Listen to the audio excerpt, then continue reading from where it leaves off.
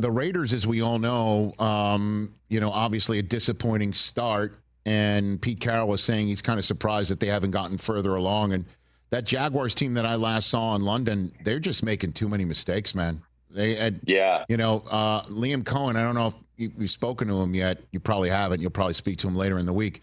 He told us in our broadcast meeting that every single week he has a Wednesday either film session or slide session called Game Breakers, where the other team's game breakers, 3 on offense, 3 on defense, 3 on special teams, he kind of basically circles them and say, these guys are not going to beat us this week.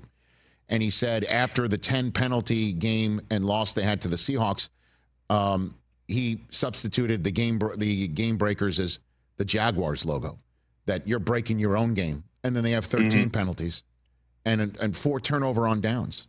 And so this is a big game for both that you got in Week 9. Yeah, huge game. And Jacksonville, started off the season at 4-1, had that incredible Monday night win against the Kansas City Chiefs, and they honestly need better play out of their quarterback. You spent $275 million on your quarterback. He has got to play better, and Trevor Lawrence has got all those physical tools. Isn't it amazing, Rich, that we get into, these conversations, and I don't know what Trevor Lawrence will become, but we get into these conversations about generational talent and how a guy is a can't miss prospect. And then they get into the NFL. It's a different animal. And that's why, you and Kurt did that game together. That's why Kurt Warner can come from begging groceries or whatever it was and become a Hall of Famer.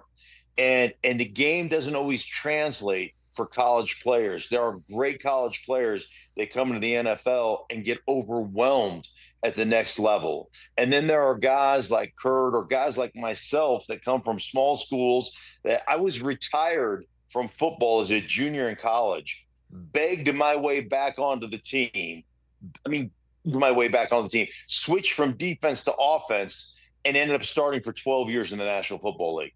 You just never know how guys are going to perform at the next level. So it's just an interesting situation that the Jacksonville Jaguars find themselves in, and that Trevor Lawrence finds himself in, because it's time for him, to lead his team and play really good football. Hey, you made it all the way to the end. Thanks for that. Check us out every single day streaming live on Disney Plus and the ESPN app 12 to 3 Eastern.